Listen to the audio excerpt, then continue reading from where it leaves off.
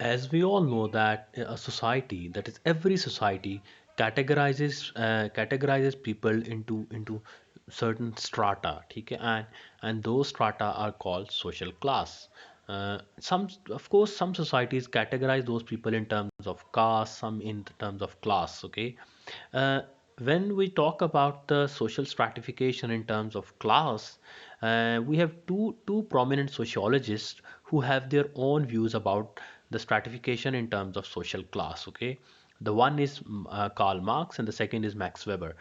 Before we study Max Weber, we need to understand what Marx said about social class. So according to Marx, in every capitalist society, there are two types of social classes. Okay, the one is the bourgeoisie, those who own the factors of means of production, and those who do not own the means of production, but who work on the means of production to produce goods, and that is the labor class or the proletariat. So according to Marx, the society is stratified based on social classes, and there are two social classes, and that social class is solely because of the differences in the material wealth. One class owns the material wealth, that is sources of production, land, factories, machinery, and the other class just has its labor to offer. They don't own anything. Okay, so bourgeoisie and proletariat. The defining characteristics of social class for Marx is the material wealth. Okay, whereas Max Weber, he propounded that even though there is social class in the society, but it does not only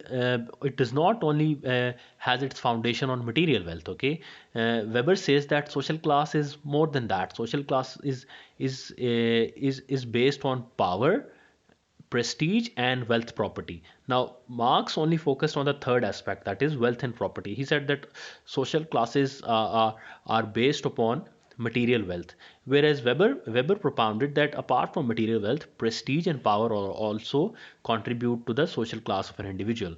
Based on that, he belongs to upper class or lower class. Now, Weber's categories of social classes were not binary in nature like Marx's. Okay, Marx had this binary social class category of bourgeoisie and proletariat, whereas Weber had six class categories like upper class, middle class, lower class, upper middle class, like that. So, but three characteristics defined the social classes as per Weber's ideas. The first was power. What is power? It's the ability to achieve one's goals and control others. Okay, even against the will of others. So it's when you are able to control others in order to achieve your goals. For example, political status, and the politicians, they get their own way. Okay, they can make legislation in their favor. So they don't have wealth like Marx propounded. Marx said that you only get powerful in a society when you have wealth at your disposal. You own the means of production, whereas politicians, most of the times, they don't own the factors of production. But having said that, they are still able to control or enjoy a better position in the society. They have the influence without material wealth. Second is prestige. Okay, it is the degree of respect you command. It's a favorable regard or importance according to an individual members of a society. For example, teachers in some societies, teachers are given a very high prestige in the society, even though they do not have material wealth. They do not own the sources of production, but still they belong to an upper class. People treat them with respect. So Max Weber believed that prestige is also an important determinant of social class.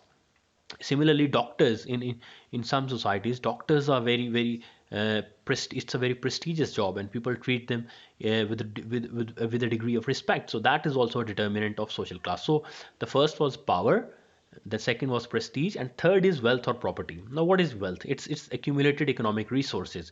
It's the property you own. Okay, it's a house, it's a car. You own the piece of land. It's your economic status. Marx focused solely upon this third factor, that is property. He said that social classes, there are only two classes, that is those who own the factor of productions and those who don't, and the defining character of those classes is wealth. Whereas Weber gave a more holistic approach towards defining social class. I believe Weber is more relevant today. especially in the advanced societies which are more complex in nature.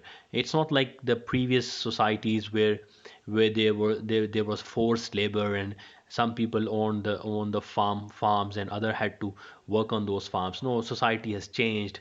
Now we have political system, political parties, constitution, elected leaders. So power plays an important role in determining a social class. Then you have various white collar jobs like doctors, engineers, lawyers. So that they which enjoy a degree of prestige. So they also help in determining your social class, where you are placed in the society. And of course, wealth was always there, as Marx proposed. So that was the difference between Max Weber and Karl Marx about their ideas on social class, and what were the determinants of social class and how they differed. I believe this video help you in understanding the concept of social class, and what Weber proposed, and what Karl Marx maintained about that. Thanks for watching. Do subscribe for more.